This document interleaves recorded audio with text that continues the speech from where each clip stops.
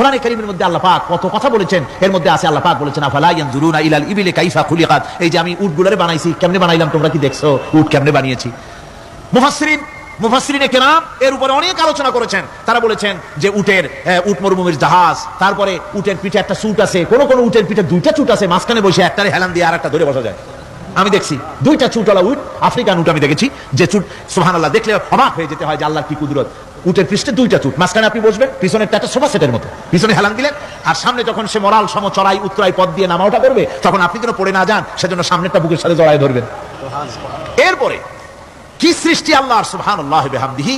জিরাফগুলি দেখুন, জিরাফগুলি তার মাথা কত বড় উঁচা। লন্ডন জুতে জিরাফ দেখলাম, সেই জিরাফের দেহ থেকে তার মাথাটা 22 ফিট উঁচা। মানে সে যদি নিচে দাঁড়ায়, 3 তলা বিল্ডিং এর ছাদের উপরে নাস্তা দিলে তো নিচে দাঁড়ায় খাইতে পারে, এই অবস্থা। সেই জিরাফে পানি খাবে কেমনে? মাথা হলো অত উঁচায়, পিছনের ঠ্যাং দুটা খাটো, সামনের ঠ্যাং দুটো উঁচা, এখন পানি খাবে কেমনে? ওই মাথা নামাইতে গেলে ঠ্যাং তো অনেক উঁচা। আল্লাহ পাক এমন সুন্দর ব্যবস্থা করলেন, সামনের দুইটা ঠ্যাং এভাবে সরাই দেওয়ার মতো। ও যখনই পানি খায় দেখলাম দুইটা ঠ্যাং অনেক ছেড়ায় দেয়, দুই দিকে ঠ্যাং চলে যায়, তখন মাথাটা সহজে নিচে নামায় আসে, পানি খাইতে পারে। এই সুযোগগুলি আল্লাহ সুবহানাহু ওয়া তাআলা তিনি করে দিয়েছেন। ওমা কুন্না আনিল খালকি গাফিলিন, আমি আমার সৃষ্টি জগৎ সম্পর্কে অমনোযোগী নহি। সুবহানাল্লাহি বিহামদিহি। ভল্লুকগুলি কি বিরাট বিরাট একটা ভল্লুক, শ্বেত ভল্লুক দেখেছি, কৃষ্ণ ভল্লুক দেখেছি, হাঁটতেছে মনে হয় যেন পায়ের তলায় হাফসুল করা, ঠিক জুতা পায়ের তলাটা যেমন দেখা যায় ওই রকমের তলাটা, গায়ে একেবারে পশম। ওই বরফের দেশে থাকতো, সেটাতে শীত কষ্ট না পায়, সেই জন্য আল্লাহ একটা কম্বল ওর গায়ে জড়াই দিয়েছে, অটোমেটিক কম্বল। সুবহানাল্লাহি বিহামদিহি। তো উট, আল্লাহ বলছেন উট কেমনে বানাইছি দেখছো?